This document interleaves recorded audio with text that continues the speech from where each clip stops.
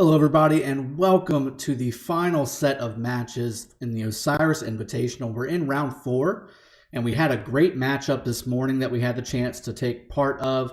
HKL versus 411K. HKL coming out in the end. A little bit of a spoiler alert there in case you missed it. If you did miss it, go and check that match out. It was a doozy to watch. I really enjoyed both strategies unfolding on the battlefield.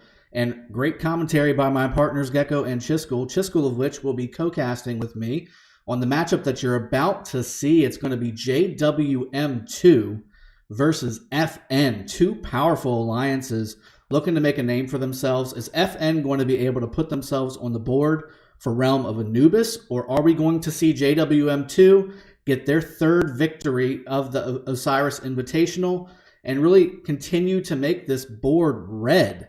This has been an absolutely insane Osiris Invitational. It's the first one we've experienced, and I got to tell you, 411K on the Realm of Anubis has done a great job really representing Realm of Anubis as well. All of the alliances inside of these different realms have been doing a great job showcasing their strategy, their strengths, bringing some things to the table that we haven't seen before, different levels of aggression, different levels of gameplay across the board. And I got to tell you, 411Ks look really, really super when it comes to their strategies, almost taking out HKL, which HKL, again, is the powerhouse, and it seems, of this Osiris League and then Osiris Invitational, winning all 4 of their matchups.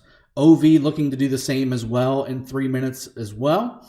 But JWM2 versus FN, we wanted to highlight that on the Rise of Kingdoms channel because we wanted to go ahead and make sure that every single alliance got some showcase. We wanted to make sure that they were represented on the actual Rise of Kingdoms channel. So with that being said, we've got 3 matches that are going to be taking place in about 2 minutes and 45 seconds. JWM versus NCB, JWM2 versus FN, which is obviously the one that we are going to be casting, and then of course OV versus NBA1.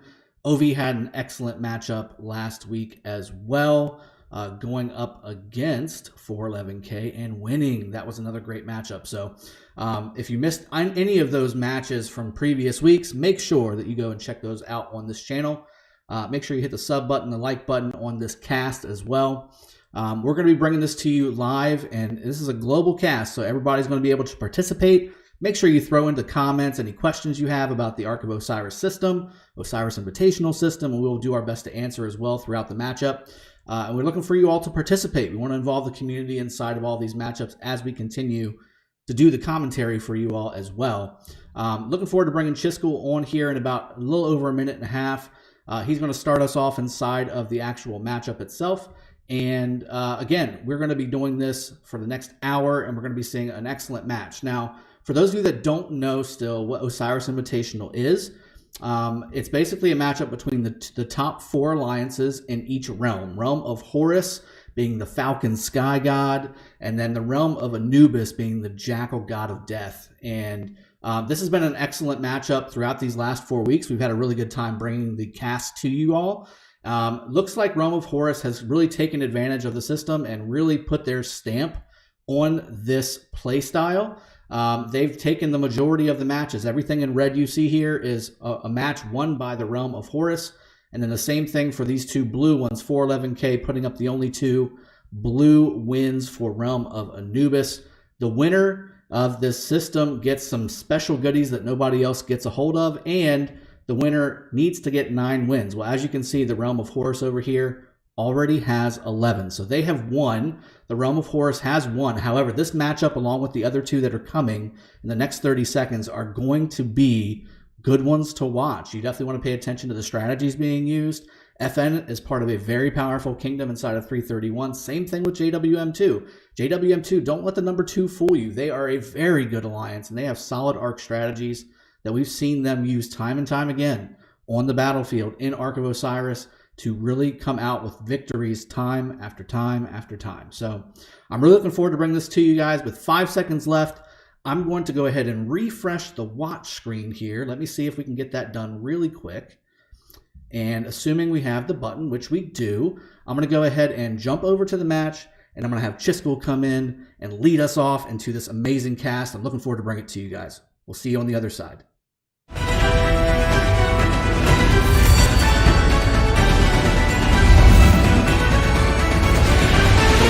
What is going on, Governors? Chiskel here, and today's matchup is going to be exciting.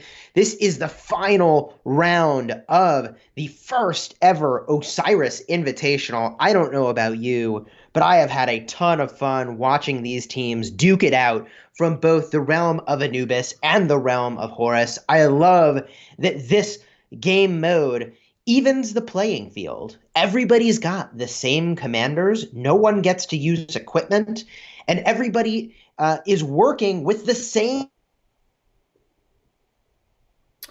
Chiskel, I think we lost your audio there, buddy. I'm going to go ahead and jump in, and hopefully you can re-engage us there. Now, Hold on one sec, guys. I think he's recalling me back. So Looking into the opposing teams. There we go. Go ahead, Jessica. We're back. Go ahead. Got you back. All right. They need to be looking at the opposing team's strategies. They need to be adapting what they do based on what the opposing team will be doing. So my hope for these teams is that they've really done their homework. They know what the opposing side is going to do, and they play to counter it. Yeah, I agree, Chisco, and I heard what you were saying, but I think that there was a little bit of a skip there just to give you a heads up what happened. That being said, I agree with everything you're saying. This Osiris Invitational really is the equalizer, the great equalizer, right? This allows both alliances not necessarily to have to focus on who's got the most power, who's got the most troops. They can focus on their strategy. The strategy is what's going to win this tournament. And honestly, it's kind of shown in the results, right? The teams that have been winning have been teams that have been doing this for a long time, and they've been doing it together for a long time. Strategy is only enough when you have been playing with your teammates for such a long time. These teammates are going to be the ones that are cohesive on the battlefield, knowing what your opponents are going to do, but also, just as importantly, knowing what your teammates are going to do, knowing that if I have something going on over on this side of the map on Ark of Osiris, the other side of the map is secured, knowing full well that they're doing what they're supposed to do there as well. Yeah, I definitely can echo that sentiment that playing with the same people over and over builds skill. The fact that these players get to play every single week and build that muscle of how they as a team operate together truly does make a big difference. Now, I will say slightly different from Ark of Osiris League is the fact that these teams can only have 5 substitutes. So there is a slightly smaller group of players that are working together to try to come up with what is the literal best strategy in Rise of Kingdoms to win in Ark of Osiris. Things to be on the lookout for are rally combos and garrison combos that seem most effective, troop combos on the field, because look, when you've got the ability to choose from literally any commander in the game, you've got a lot of awesome choices. You should only bring the best. I agree, and we're starting to see this match get underway. All the armies pouring out from their gates, respectively. I'm going to jump over to the JWM2 blue side here, and I love seeing all these armies pour out onto the battlefield. We're starting to see everybody start to do their initial strategy, which is always, of course, send those T1 Cav, those fast march cavalry armies to secure their obelisks. This is going to be the standard, and I think we've been talking about it the last few weeks.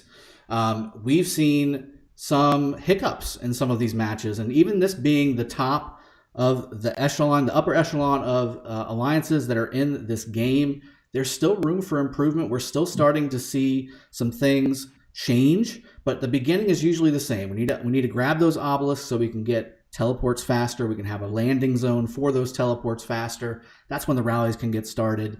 I'm looking to see if people execute a little bit better on either side and how that translates throughout the match. Well, I will say FN is the first to grab a structure, and not by a small amount as well. They're way ahead on that first outpost capture, which is really interesting because normally what I'd like to say is that this first part of the battle is the most known portion. It should be very well scripted exactly who should be going where and what the fastest route is to actually obtain these structures out of the get-go. There we go with JWM2 now mirroring that pickup on the opposing side of the battlefield as folks are making their way into structures. First of the obelisks going to FN. Yeah, I agree. And as I'm looking at this match, it's a little curious. I think we may have gone a little bit Twilight Zone on this. No longer called FN, and make sure that I'm being honest here. I have an HORQ alliance with FN participants. So I'm wondering if they changed their alliance tag into the HORQ tag. I'm not sure how to call that or pronounce that.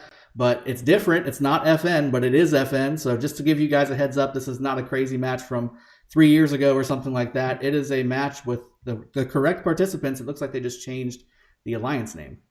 Fascinating. All right. Well, we've got a little name change. JWM2, a little bit slow to get their second obelisk over here. They are down one player, which I find a little bit surprising since I know there's a lot of players in that kingdom that would love to be playing right now. And they are a solid 30 seconds behind on getting the obelisk, and the clock's still ticking. There we go. 33 seconds late to get that obelisk. Hopefully they're able to make up for that in battlefield position. They will be 30 seconds later to teleport on the top side of the map, and a solid minute slower on the top side of the map before they can get into the battlefield. Yeah, I saw the capturing army that took that top obelisk just going. It was coming from Zimbabwe, man. It was coming from all over the place. It came from a caravan behind the large set of ruined mountains there, and it was a long way to go. He took the scenic route for sure, and it ended up costing them, like you said, about 30 seconds from the opposing obelisk to be able to do that. So with that being said, 30 seconds is a lot of time at the beginning of a match to be able to give your opponent the ability to teleport in,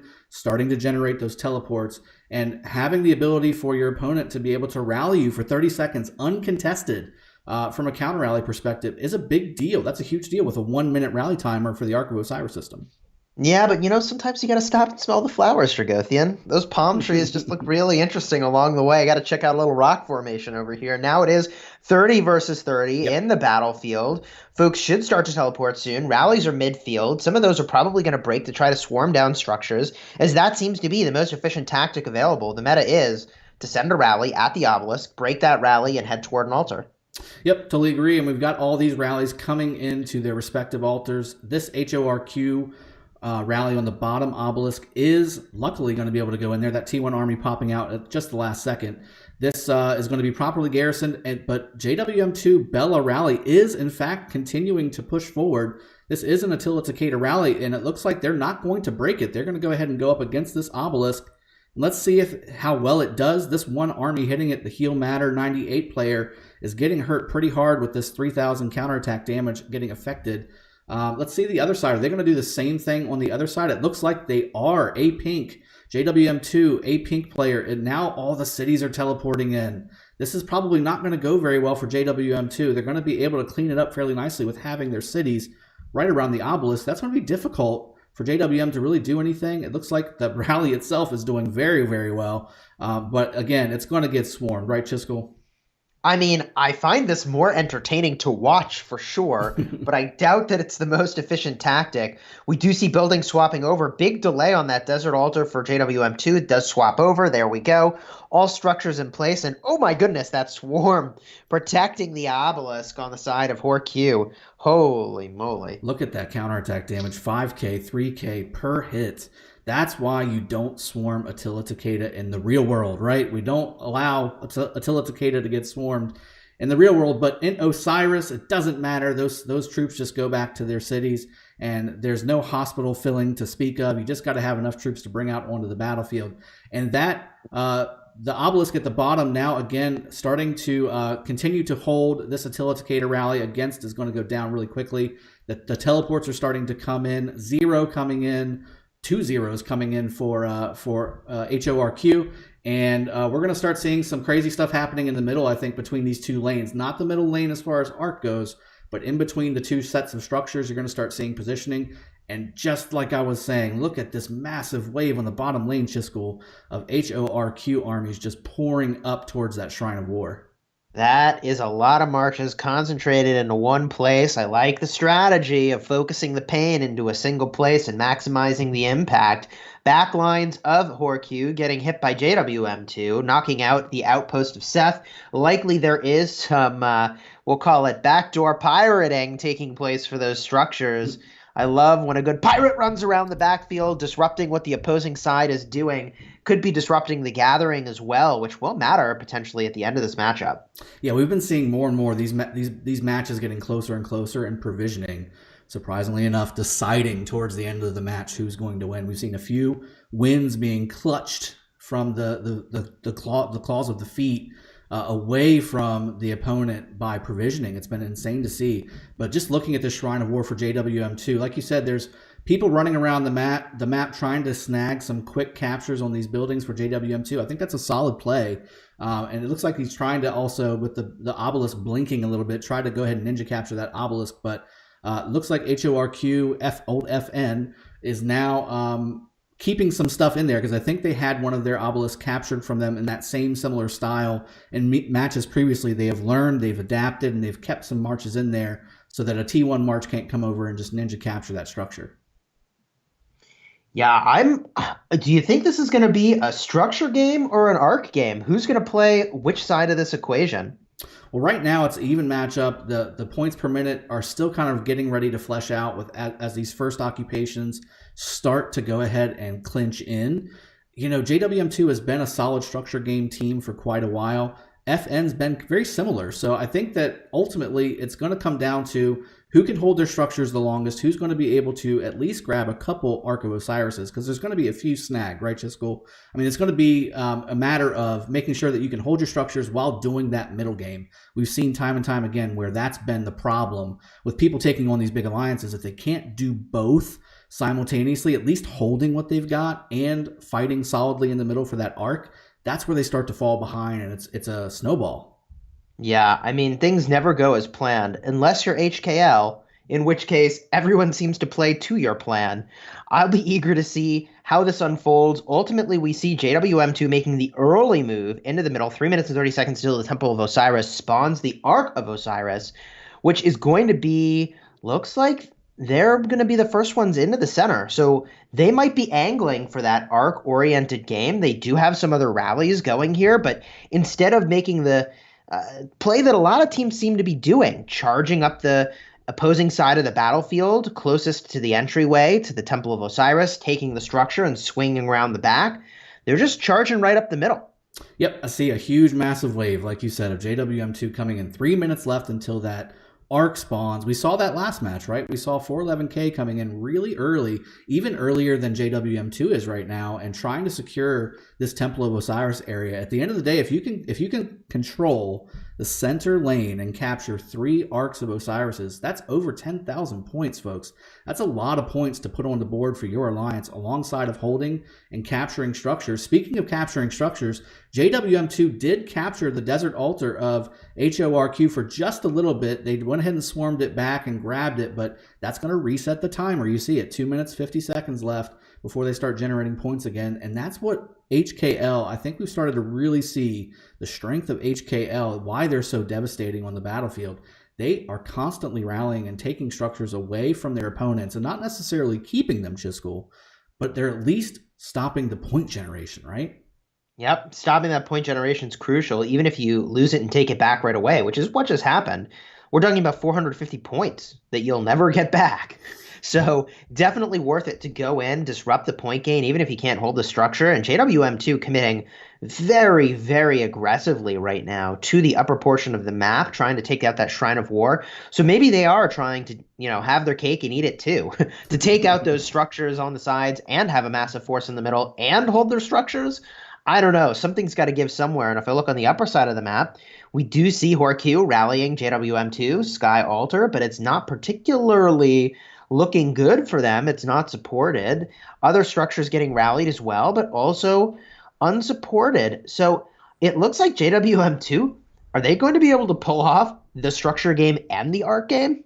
Well, it looks like they're doing a pretty solid job of it. Still JWM2 in the middle in force, and not really any HORQ really to speak of, shading towards the middle, thinking about like just peeking to the left. Now we see a big horde of HORQ coming in from the top left of the middle zone. I was curious because we were at a minute, and if they were not going to be hightailing it to the middle, Chisco, I don't think they would have been able to have a chance. But now JWM2 has to posture backwards, give up a little bit of their forward position to take on this massive swarm of HORQ armies coming in from the top left of the middle lane.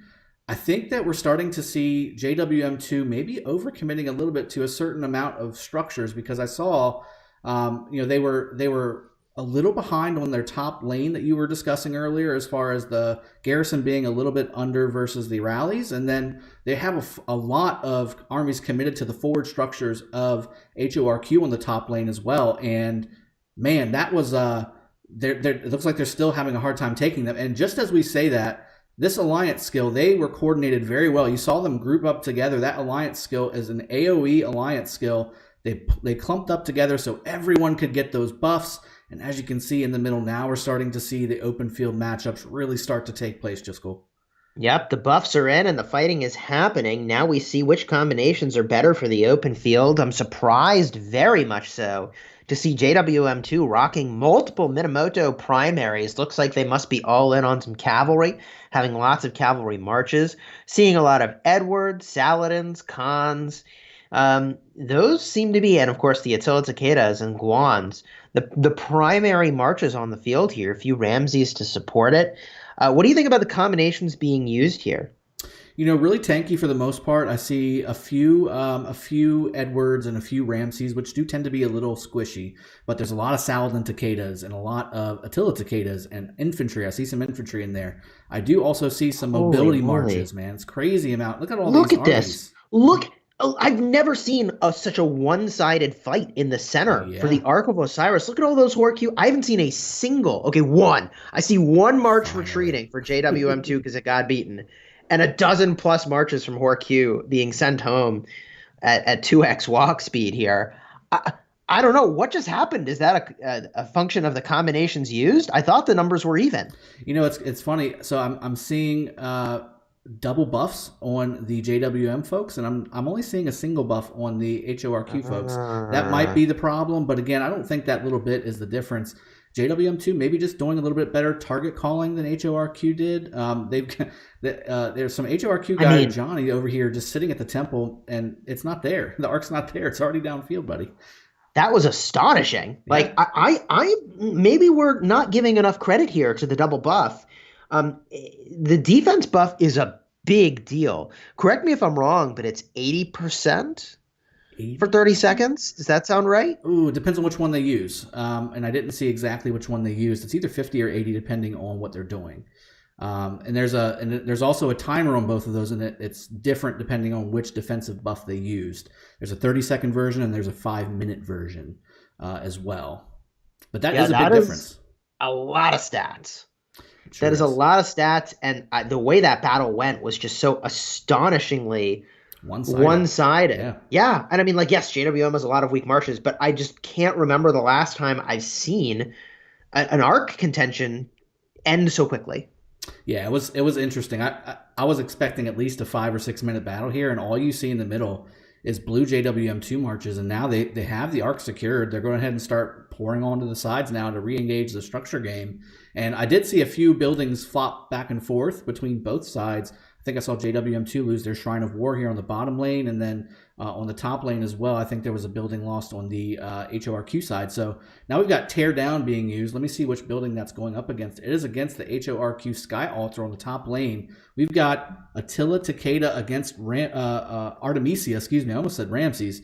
And then we've got more JWM2 reinforcing armies coming down, but there's plenty of open field presence here too, Chisco. I wonder how this is going to play out. Yeah, this could be really interesting to watch. I mean, look, if Horq isn't going to run the Ark game, they have to run the structure game. And I don't know that I've seen them flip a structure over yet from the JWM2 side of the battlefield.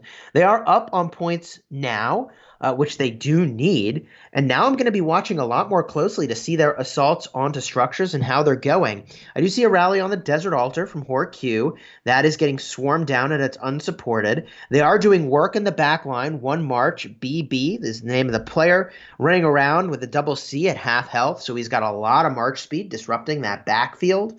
And also the other altar, Sky Altar, under pressure. But again, it's an unsupported rally. So we've seen time and time again that an unsupported rally might even just be a waste of time. I mean, I've sometimes felt like you got to keep the opposing side honest to apply pressure. But, what do you think? If you can't support the rally, should you even launch it at all? There's a time for that when it comes to distraction and trying to mobilize troops somewhere for your opponent that they don't want to be. And then there's a time where you need to take a structure. And when you need to take that structure, you need to have field presence. At this level of the game, Chisco, you just can't send a rally and just think that it's going to win at some point.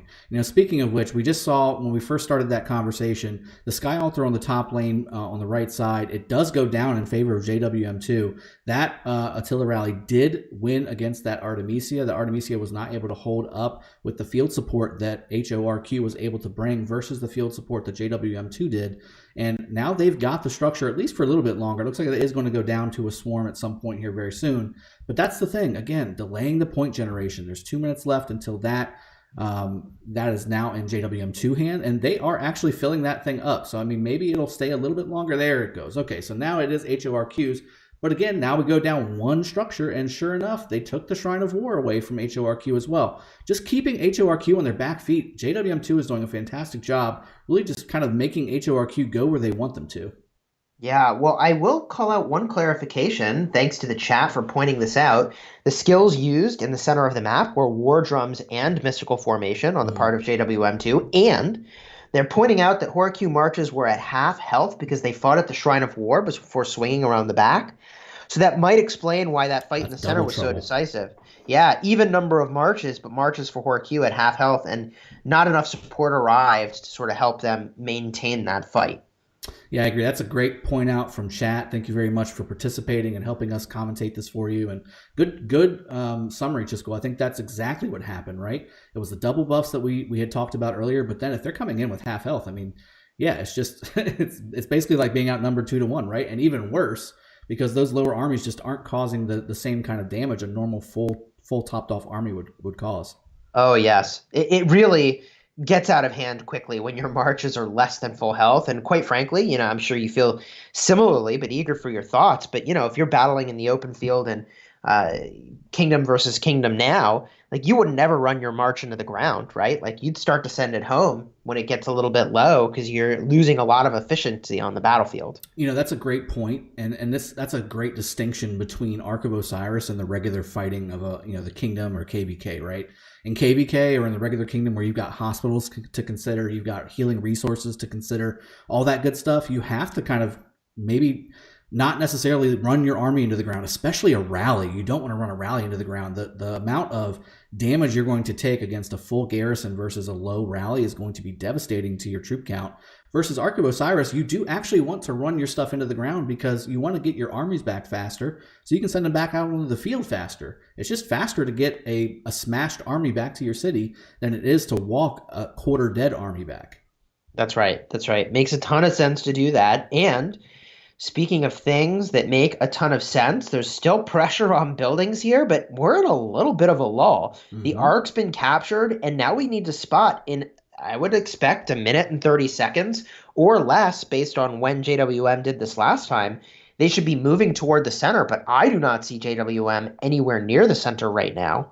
Yeah, it's 4 minutes left. I think they started moving around 3 minutes the last time. That's been Chisco, it's kind of evolved, hasn't it? We've had JWM and other alliances like them, start to move around 3 minutes or so is when 3.5 minutes is when they've really started to kind of pour into the middle. Some of the newer alliances that have been in the upper echelon as of recent, like I'll take an HKL, for example, right? They've been waiting until it spawns. I mean, they've been waiting until the very last second to come into the middle. And then you've also got 411K who's been coming in with 5, 6, 7 minutes until the spawn comes in. So, I mean, it's curious to see how these different alliances handle the Ark of Osiris. And I think there's a value to all those different strategies, but I think the combination of really having the solid pressure, taking buildings at the right time, which is not luck, folks. This is all planned out. And then coordinating that structure grabbing with the movement to the middle, that's what's been winning these matches.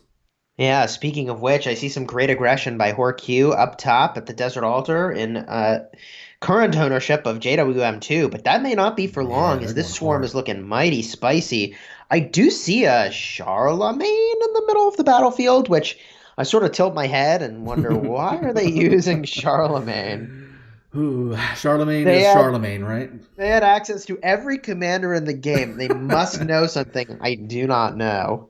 There could be some next level strategies happening from Jerry there. I We'll mean, see, there could be. see if we can get some There could feedback. be. So I'm curious. I mean, I've heard there's some people that have used Charlemagne to decent effect, but like you said, you've got access to every commander except for the latest two.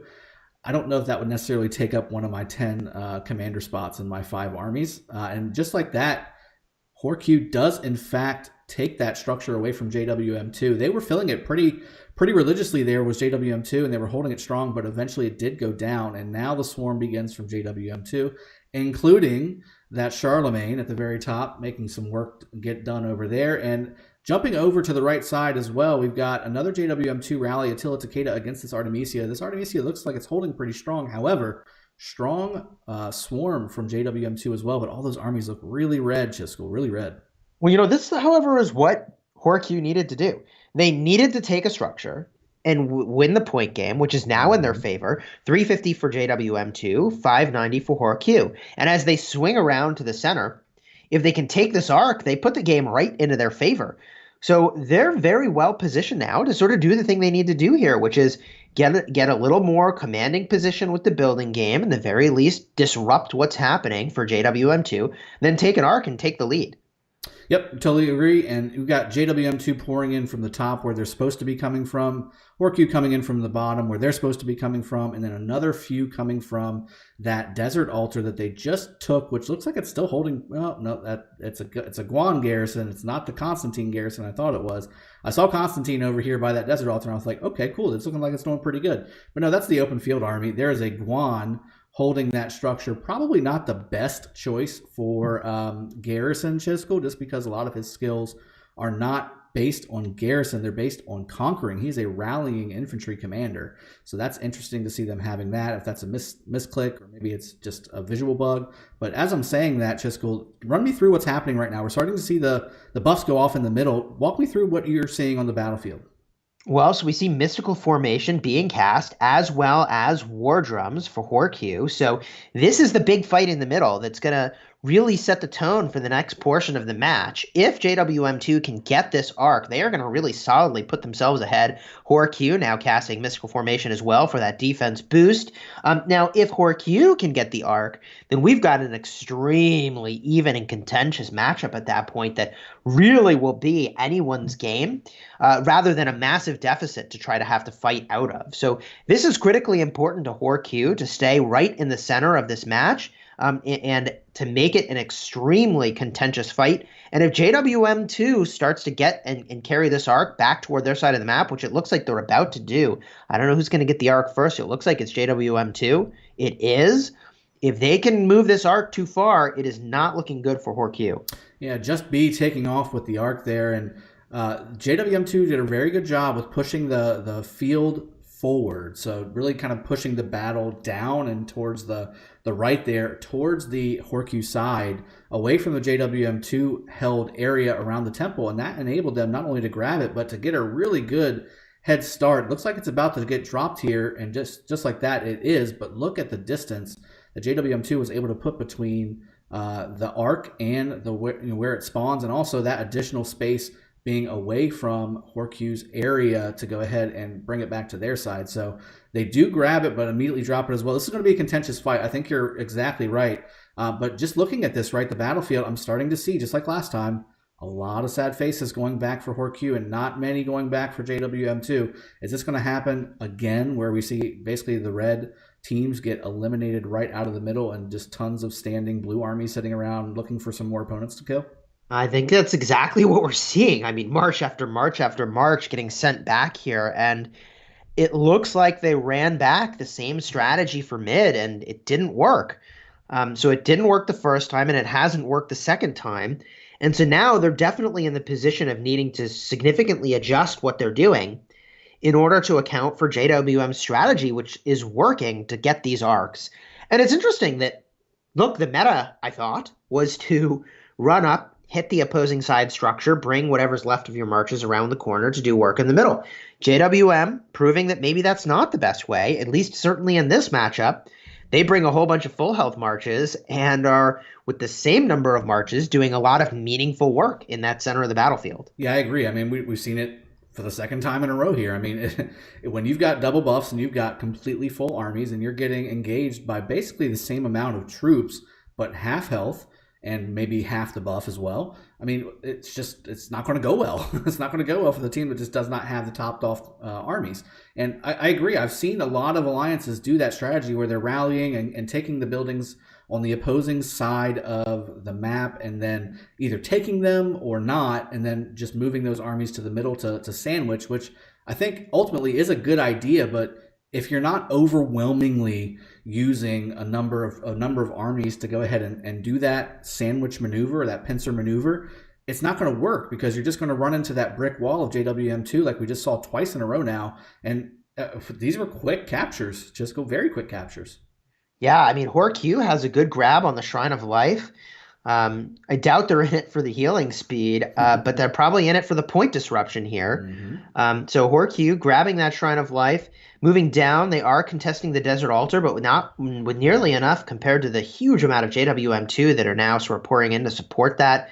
Sky Altar under some contention by JWM2, but that is being beaten back by HORQ. And as we look around the map, it is relatively stable in the structure game here. So Although HorQ is up on points, the map is points per minute. The map is relatively even, and JWM scoring a lot of points with that arc. I'm wondering what's going to happen next, Chiskel. So you just kind of mentioned it before we started talking about the points per minute here. You got 19,000, almost 20,000 points for JWM2, and basically 13 and a half for HorQ. That's a lot of points to make up from a points per minute perspective, especially when you're not really consistently able to have a 200, 300, 400 point per minute advantage. So that means they're going to have to get one of these next arcs, especially the next one. If they don't get the next one and JWM2 is able to do basically what they've done the whole match, which is impose their will in the middle of the battlefield and just send all the red marches home with sad faces, I mean, we're going to have 3 or 4, at least 3, if not 4 arc captures in this match because of how quickly JWM2 has been able to own the open field around that arc. Yeah, I mean, at this point, it does look like HorQ is doing better slightly in the structure game in terms of points per minute. However, it's not by enough to offset the massive amount of points that these arcs are giving. So HorQ either needs to step up that building game, or they need to get the next arc, or frankly, at this point, probably both. And if they can do those things, which they've proven they can do this building game, I mean, they've, again, got the lead on points per minute still, then they may be well positioned to get this next arc. So they're not out of it. And they're only up by about 50 points per minute right now, but they were up by about 100 points per minute. Well, 30 minutes remaining, that's a lot of points and would really close the gap here. It would make it a one arc to win sort of a game. Yeah, I agree. And it looks like JWM2 using a teardown skill, the alliance skill here, it's a little early, I think. I don't see a rally here just yet. I see this more. Here comes the rally finally. It was about a good 15 seconds, 20 seconds, I think, before the rally arrived. I don't know if maybe they just had too many things to do and they wanted to go ahead and get it down. But Edward defending this structure, but this Edward is doing some damage against this Ethelflaed army. Oh my goodness, Edward Artemisia. Nope, Edward Wu now. Maybe there's just some changes happening because I saw Edward in the actual structure. Then I saw Artemisia's skill go off. And then I saw Wu's skill go off. So I think it is Artemisia Wu right now, not Edward Wu. Let me just confirm that and wait for this to go off. Yep, there it is. That is what I see. Yep. I like the Artemisia Wu combo for dealing with a swarm, an arc. I think it's great. The AoE is good. The punish that Wu Zetian delivers when you attack her in a swarm is good. And you can even see the damage if you're watching that closely that all these marches are taking. Oh my gosh. There's a lot of skill damage floating around right now. There definitely is, but look at the white numbers going up against above Artemisia's head. And just like that, JWM2 taking that structure, 30k damage per tick. There's a lot of skill damage out there that does a lot of large numbers that make things look really fancy and good, but when you're doing 30 damage a tick, normal and counterattack damage combined, that will be far better for you because not only are you just doing that every second, those things add up to well over what a skill damage one time would do every 6 to 10 seconds, depending on how fast you're generating your rage. So looks like JWM2 really continuing to push the envelope when it comes to the structure game, knowing that HorQ needs to get into the structure game in a heavy, heavy way. JWM2 heading them off at the pass, Jiskel. Yeah, the challenge here in Ark of Osiris, and tell me what you think of this pattern, because it seems to be a pattern, is that if you're unable to stop the opposing side from making their way with a large group of marches up to an altar or structure, they can just swarm it down, and there's not much you can do about it. If you're dealing with a swarm and a rally, they'll have more than double the troops that you've got. That's exactly right, and that's what makes those white numbers so high. Going up against Artemisia, she, like you said, is really good against Attila Takeda in a rally situation. But if you can position your troops on the backside of Artemisia's skill damage coming out, that nullifies a lot of the damage that Artemisia puts out in that fan shape. It's not YSG where it's got that circular AoE. It's just the fan shape. So if you can position your swarm behind where the rally's at, you're really nullifying a lot of that extra AoE damage that Artemisia is relying on to be anti-swarm, right? So they're doing a great job of positioning their troops and swarming the right way, having their troops be available for the rally for support. That's what's winning these structures for JWM2, consistently having that field support. Yeah, I mean, It is really exciting to see how this is unfolding. I do see a lot of El Cids being used by Horq, which I think is a really interesting choice. The disruption there is really quite good. The disarm on the active skill of El Cid is exceptionally disruptive, especially against Attila Takeda. Yeah, I agree. And if you've got a few of them staggering, I don't think there's a cooldown against when you can get disarmed on the battlefield. So if you can get a few of those kind of staggered from an attack skill standpoint, you can really hurt a rally. You can hurt open field marches when you're calling targets. They can really get locked down really quickly, alongside of maybe some other armies like Guan out there sending some silences out there or something like that. There's a lot of crowd control type skills getting implemented into the game, and I'm curious if that's maybe inherently winning some of these matches in the middle. If that's something that's contributing towards it. What do you think, Chisco? I definitely think so. Yeah, I me think too. that these control effects are incredibly powerful and often underrated because they don't show up in the battle report per se, but you will do a lot more damage, and your allies will do a lot more damage if you control the target that you're fighting. Yeah, I agree. And there's so much out there now. And again, there's no, and maybe that's something that needs to be looked into, because you could technically just hard lock a target with having stacked and sequenced active skills being cast from El Cid, from Guan, from Artemisia, from all these different characters that have some kind of a crowd control effect. You can really kind of lock down a commander and only be able to put his active skill out for maybe once every 20 turns instead of once every 10 like normal. Yeah, so chat pointing out that Attila can't be silenced, which is true. True. If you're swarming or attacking Wu Zetian, her silence ability isn't going to do anything, but the disarm effect from El Cid is going to make it, I believe, so that you don't do normal attacks for one turn. Correct. And when I was saying rallies, I know Attila Takeda is very prevalent from rally perspective, but they are not the only commanders that you can rally with, even though it seems like it, because that's what you see out there all the time. There's a lot of Edward Tamiris. There's a lot of Charlemagne out there. My goodness, I've seen a Charlemagne today. So there's definitely other commanders out there that can rally, but I do agree Attila does have an anti-silent skill, so that's very beneficial for them. But disarm still does work, and like you said, Chisco, all the other control effects do work against an Attila rally. Looks like a whole bunch of people are having a good old-fashioned party at the Temple of Osiris, just sort of staring at each other.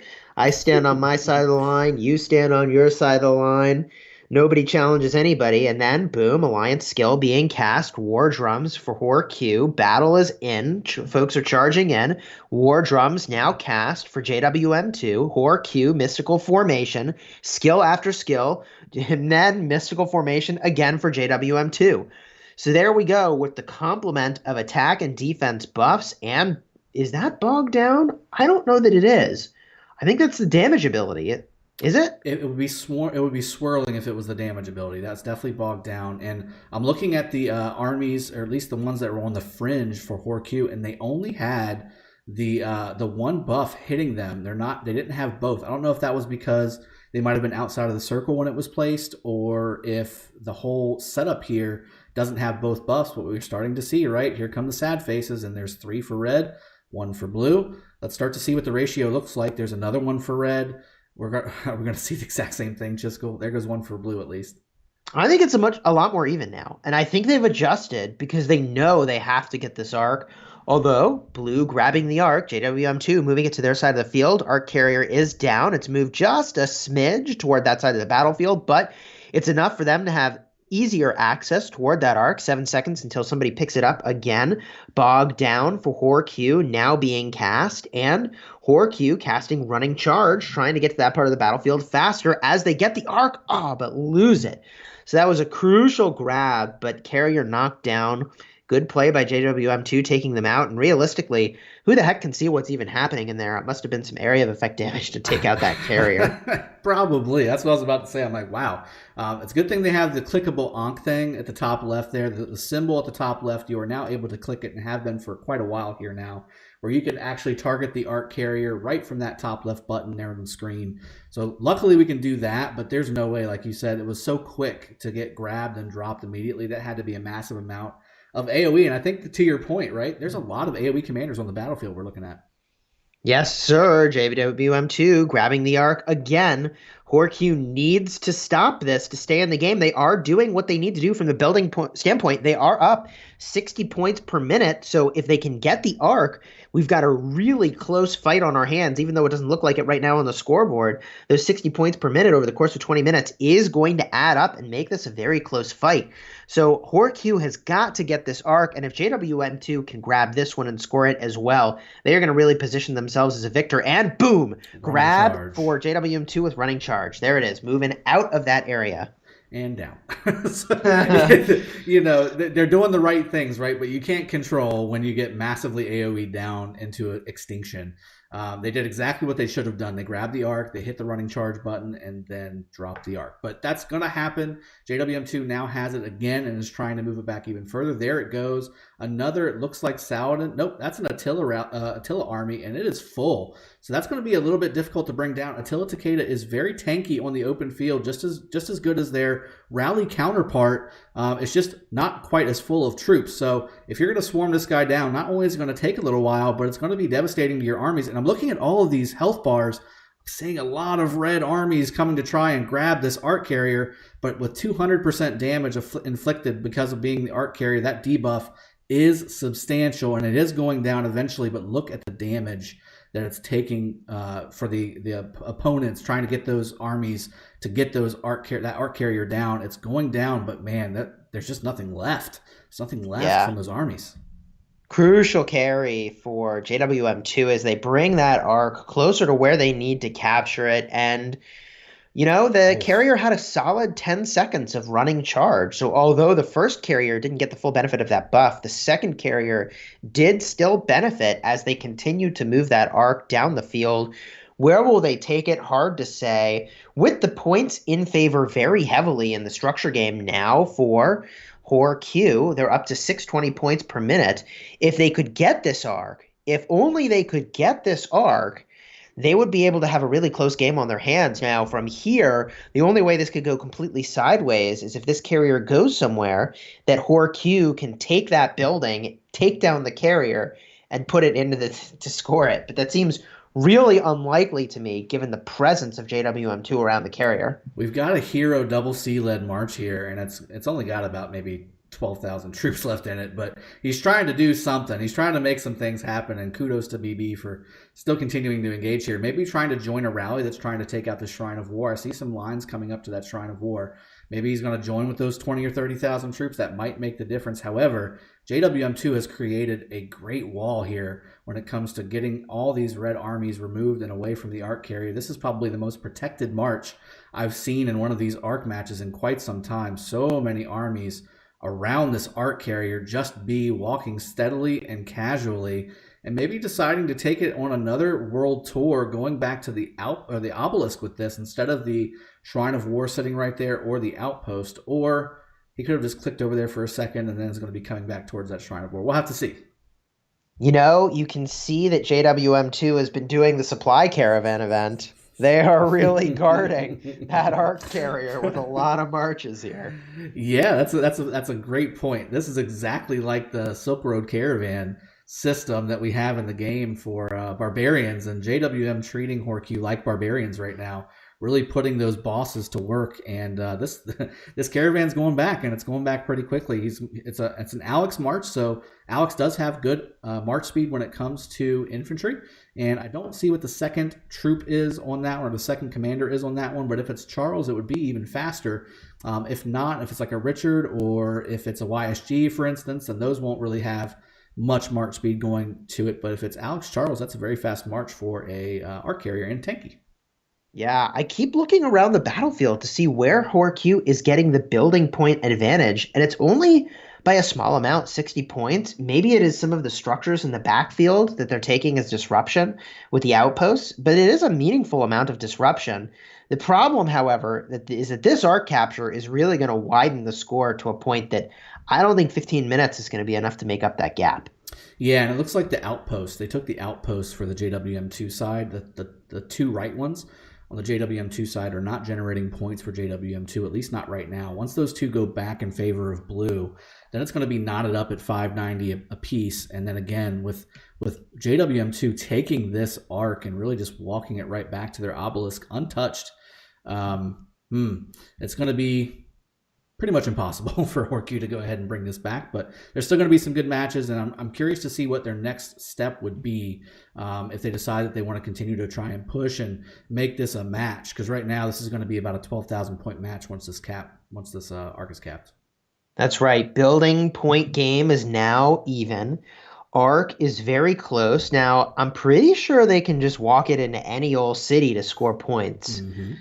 So at any time, JWM2 can score this. I don't know if they realize that they can score it at any old city, or if they just want to hold the darn thing. Were I in their shoes, I suppose that it doesn't even really matter at this point for them either way. If they cap it now to try to get as many points as they can, or if they hold it for a while to say, okay, we really don't want another arc in the center.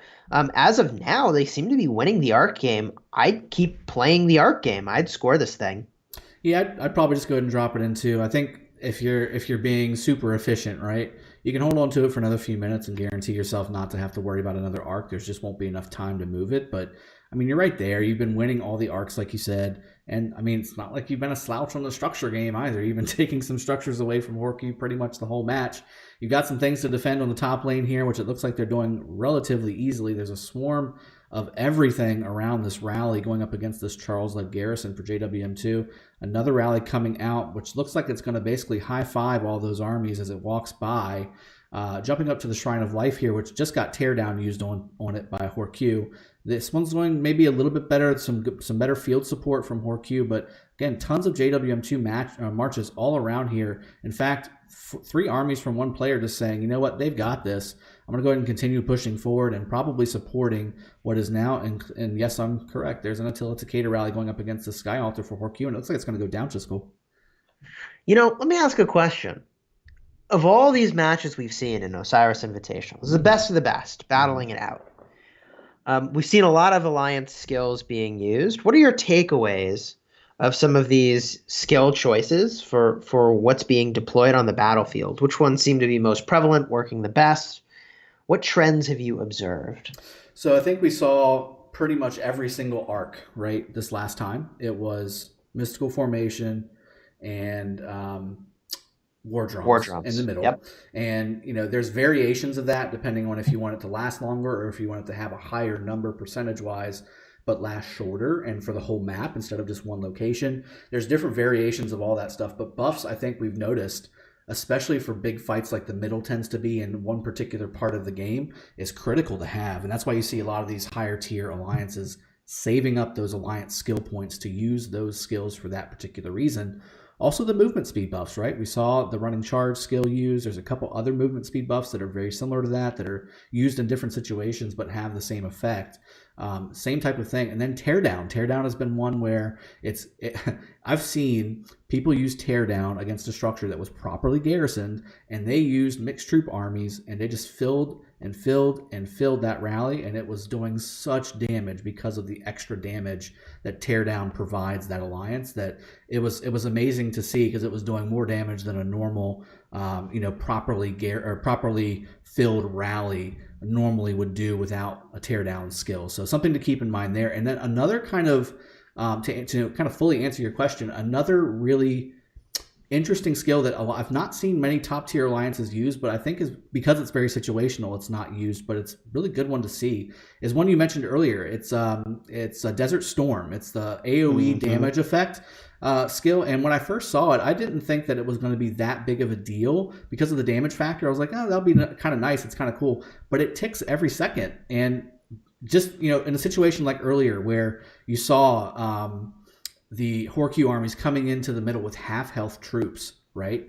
Once you get into that scrum in the middle, if you drop a Desert Storm on them, and not only are they already half health, but then you drop a Desert Storm for 10 seconds or however long it lasts and tick all that damage off of them, it's effectively going to completely neuter that offensive from the opposing side. So that's another one that's kind of niche, but also can be very devastating in the right circumstances. Yeah, I think those do seem to be the most common ones that are used.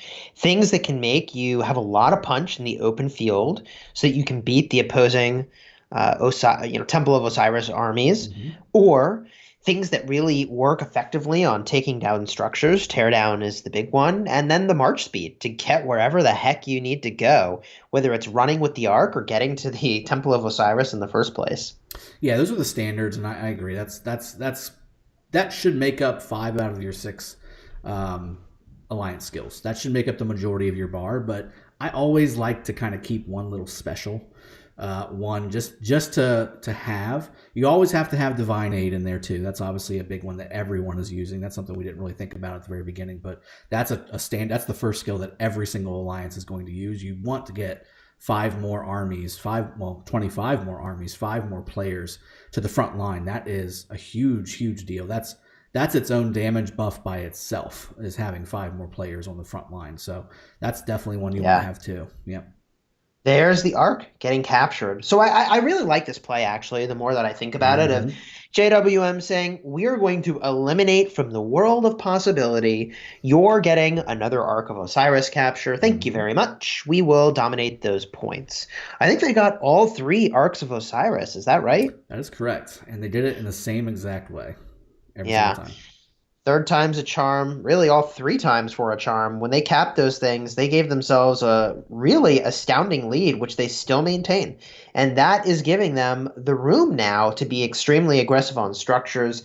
For a time, they held the Sky Altar. Q from this position, I don't know that there's really a way back in. Yeah, it's a 12,000 point game, basically, and we got about 8 minutes left. They would need to be getting a difference of 2,000 points per minute to win with the structure game, which is impossible. So with that being said, I mean, there's no arc spawning like you just described as well. So there literally is no way to do that anymore. But again, I think that ultimately both alliances here fought very well. I think JWM2 just really showed how to really own the middle. And you asked me at the very beginning, Chiskel, what type of strategy do we think these teams are going to use? Well, I think it's pretty clear now, obviously having, hindsight being 2020, the answer to that question is JWM2 took structures when they needed to. They kept pressure up, but they really focused on the middle. That's where they also used most of those skills as well. Which, hey, that's one of the resources at your disposal is troops, and other is the buffs that make them more powerful. And that seemed to go really, I will say they used some of the same buffs, but so well in their favor to have those full health marches instead of following the meta, which seems to be charging around the opposing side after you've beaten down on the opposing structures. Yep, I agree 100%. And I mean, just looking at this map here, everything's basically blinking, whether it be because of a rally on it or whether it be because of an alliance skill is buffing it. So, I mean, there's still activity all over the map, and it's hard to keep up with all the action. I'm trying to kind of jump around and stay there for about 5 seconds so you can see what's happening in all these different structures. But Q's still doing a little bit of work in the back lines, taking 2 more outposts. They've q their own structures. JWM has all of their own except for those 2 outposts I just mentioned. I mean, it's just this is the matchup that I think that, Q wanted. FN wanted to have this matchup where JWM2 was able to go head-to-head, and it looks like JWM2 was definitely up to the challenge. They took the middle very strongly. They owned the open field, and when you can own the open field and capture all the arcs and hold yourself, I mean, that's going to win. Yeah. Overall, what do you think the implications are, if any, about the performance of these realms in this invitational tournament? Well, we're going to know more in 5.5 minutes, right? We're going to know how bad the realm of Horus dominated the system, this Osiris system, right? Clearly, so far, we've got 11-2, and those 2 wins were from one alliance. And they were clearly the better alliance from Realm of Anubis versus really, we've got one clear-cut winner from both realms. We've got 411K being from Realm of Anubis, and we've got HKL being from Realm of Horus. But I think just the depth of talent and experience on the Realm of Horus has really been shown on the scorecard. There's a lot of red. There's a lot of red on that scorecard, Jiskel. Yeah, I agree that there is, and I wonder if it's simply a function of like, hey, these players have been playing the game for probably as much as a year longer, right? And if experience is the best teacher, a year of experience goes a long way. I might have to summarize it up with this. So we saw a Charlemagne out there, right? Yep, Was that a JWM march or was that a Horky it march? was. So it's curious that even though somebody using a Charlemagne on the JWM2 side, the victor side is what it's seeming like with almost 13,000 point delta right now, just under 12,000 in favor of JWM2. You know, sometimes it's not all about the experience, although I think that it's a big chunk of it, right?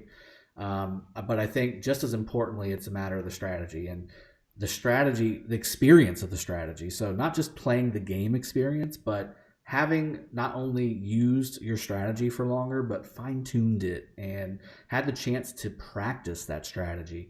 JWM2's been doing it for what, a year and a half? JWM, same thing. But I will say that some of the players from the newer Realm of Anubis kingdoms are from older kingdoms, but again, not necessarily played together. The strategy might not be the one that they've been using for a year, that kind of thing. Yeah, I think there's definitely some advantage to having a crew that you've been rolling with for a really long time. And a big part of Rise of Kingdoms is about community, which I actually kind of like that as a takeaway here, is that teams that can form a great community that can be long lasting can do really well. And quite frankly, every team that's in this tournament is an example of that. I agree. All these alliances are, I mean, I've seen the majority of these alliances in KVKs, and I've seen them do amazing work on the battlefield. The coordination is amazing. And I've seen them in Osiris League playoff systems for quite a while as I look at this rally, trying to find a spot to jump in to hit this building because it's getting swarmed down so hard. But it finally does find that spot. But yes, I 100% agree with you, Chisco. It's one of those things where these alliances, especially the ones for the realm of Horus, have been playing for over a year and a half together more often than not. And even HKL being a relative late bloomer, I guess you want to call it, where they're an early kingdom, but they made it decently into the Osiris League Season 1 playoffs, but Season 2 is where they really kind of came out and shined. I think a lot of that has to do with some migration. I think a lot of that has to do with the fine-tuning and having the time for that fine-tuning, right? Yeah. Yeah. I find myself continually impressed by the folks that play in this tournament. I mean, everyone has been extremely impressive, and although every match has, someone who ultimately emerges as victorious, don't get confused about the level of skill of all of these players, which is really through the roof. Through the roof is an understatement. I love that. With the last couple minutes, just cool. Let me ask you this, because this is the last set of matches for this Osiris Invitational. We've got more and more kingdoms opening up. We're closing in on the 1,000th kingdom for Rise of Kingdoms opening up here in the next weeks to come. What do you see happening? We're going to do an Osiris Invitational with 3 realms. Is there going to be a third realm, and they're going to divide the kingdoms into 300, or are we going to? I mean, what do you think is going to happen? I've been trying to figure that out myself. Yeah, I think they keep adding realms. I think they have to. I think that the game in my perfect world continues to grow, and over time they add more realms, and each realm has access to different commanders, and then hey, we come together for this big fight that doesn't require you to have any commanders at all. Everybody gets the same thing, which is the way this invitational tournament works. I think that's pretty awesome. The alternative, I think, is also kind of exciting, where we say, okay, well, maybe Ark of Osiris, you don't use your own troops and commanders. Everybody gets the same stuff to work with, which would also be kind of fun too. But I think it's much more likely that we get a season of Ark of Osiris. Season 3 will pop up hopefully in a couple months. And then after that, a new invitational and maybe a whole new realm to be playing with. Yeah, it's looking like that's going to be the case. And obviously these realms need to develop, right? We've got the 600s starting to really go into their good set of second and third KVKs. We've got the 7 and 800s going into their first KVKs. The 900s really developing into the pre-KVK system and setup. So there's stages to all these different kingdoms, and I think you're right. I think we're going to see multiple realms get added, and it's funny to see the community. With 15 seconds left here, you were talking about community earlier, right? Every alliance has their own set of main players, and then every alliance is a subset of a kingdom, and every kingdom is a subset of a continent, and every continent. I mean, it all stacks up community upon community, and then ultimately competitor upon competitor. So really exciting to see how this is fleshing out from an Ark of Osiris standpoint, with JWM2 securing the victory here. JWM2 Ahmed, I'm not sure how to pronounce that exactly, but That's your most valuable player for this matchup with 191,000 points. Just going to jump to the next screen. Tell me what strikes you the most on the numbers.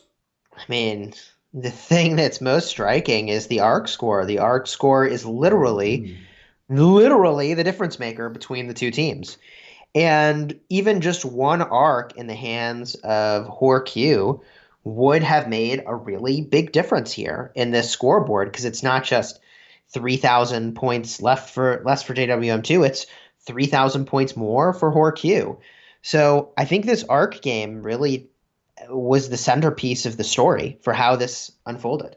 You got it. And, surprisingly, something that kind of jumped out at me surprisingly is Horq definitely won the occupation game. I didn't think, just based off of watching that match and commentating it with you, I didn't think they would win the occupation score. They had some benefits here and there, but it looked like JWM was kind of just imposing their will across the map. I didn't think for a second that Horq was able to win the occupation score, but it looks like they did by almost 1,000 points. Yeah, I mean, Horq was up slightly in the points per minute game for structures throughout the match. It felt like in most situations they were up, but it was only by like 50 or 60 points here and there. And so some arcs would have really made a huge difference in evening out the match. And like, look, if they'd been able to pick up 2 arcs, they most certainly would have won. But that is often the case for making the difference between a win or a loss, is a couple more arcs here or there. Even one, like I said, is like a 6,000 point delta. Big deal. That's the first one. If it was the third one, it would have been even closer. So I agree with you 100%. And obviously having a 0 versus 10,500 points is really going to be the winner. It's going to be the winning combination for taking a game like this. Chisco, I appreciate you joining me, and thanks for the insight. And certainly love chatting with you when it comes to future things coming into the game and what you think. And I think the community in general is always blessed to have that kind of a conversation, because we're always looking to see what's next for this game. Hey, man. Well, thanks so much for having me. Really enjoyed casting this with you, and look forward to hopefully casting some more Ark of Osiris in the future. Congratulations again to everyone on every team in this invitational, and thanks again for such amazing gameplay. You got it, and I appreciate you joining me, and it's been fun as always. We've been having a great time casting together. And I am bringing up, Chisco, if you want to stick around for just another second to do a final one comment here. I pulled up the scorecard for the Osiris Invitational Round 4, and sure enough, all of the other matches did go in favor of Realm of Horus. So it ended up being 14 versus 2, and 411K, again, securing the only 2 wins for the Realm of Anubis. I think that's a huge testament to their ability as an alliance. It being their first technically Osiris League playoff, and then again everybody's first Osiris Invitational, and still pulling out 50% victory rate and 100% of their realms rate. That's definitely very nice. But I think this is kind of going up with what we were talking about earlier, right, Jiskel? Yeah, well, I'll add just one comment, which is that you see really the Ark of Osiris League champions shining here. HKL, 411K, and OV, all with some really impressive scores for their realms. That's a very good point. I didn't even put that together. So yes, HKL and OV winning out, all 4, beating the reigning Realm of Anubis champion 411K, and again 411K having 100% of the wins for Realm of Anubis. So great job to all alliances in this set. Just to quickly go over the rewards before we wrap this stream up for you guys, let me hop to the rules really quick and jump to the rewards. So Realm of Horus will be getting these sweet nifty skins, which is the Mayan mystery skin. I don't recall off the top of my head what buffs that gives, but it's going to be a legendary buff, so 10% something or dual universal something. That's usually what legendary skins give you. And then you get this special avatar as well, and also the name plaque, and then a nice little mini pyramid decoration, which I wish I kind of had that. I'm going to be a little bit jealous for not having that myself. Just go. Well, I'll jump in and say, so Mayan Mystery gives 3% healing speed, 10% infantry defense, and you lose 10% cavalry attack. Wow. I like the healing speed for KVK, and I like the infantry defense. Yeah, it's pretty solid. I agree. If you're putting out there a nice solid 5 armies of infantry, if you're at that level of the game, which again, these alliances, the players that are in this alliance should be. Oh yeah, for sure. And I mean, having a 10% infantry defense skin. I'll tell you, being somebody that has a 10% infantry attack skin, it's amazing. It's a big difference on the battlefield. This is something that one, it looks really cool, right? And then secondly, it's going to provide some benefits to KVK, to kingdom fights, to certainly when we're talking about Arc, right? Arc is also affected. So this is very nice. I like the rewards, and congratulations to Realm of Horus for winning that. Thank you, Chiscool, again for joining me. I'm going to go ahead and wrap up the stream here and let everybody get back to their enjoyable weekend. All right, everybody. So thank you for joining. I appreciate you all sticking it out with us. And again, congratulations to Realm of Horus, 14 points versus Realm of Anubis 2. Congratulations to the victors of all their matches today, all of them being Realm of Horus. We will see you guys in the next set as we continue to bring you Osiris League and Osiris Invitational and Osiris whatever the next system is that possibly might be coming out. We'll see if maybe we can bring that to you as well on the official Rise of Kingdoms channel. I hope you guys have enjoyed this stream. Please hit the like button if you enjoyed this casting between Chiscool and myself, being able to bring you the color commentary as well as the strategies being unveiled in this cast. I will see you guys next time. Cheers. Have a good one.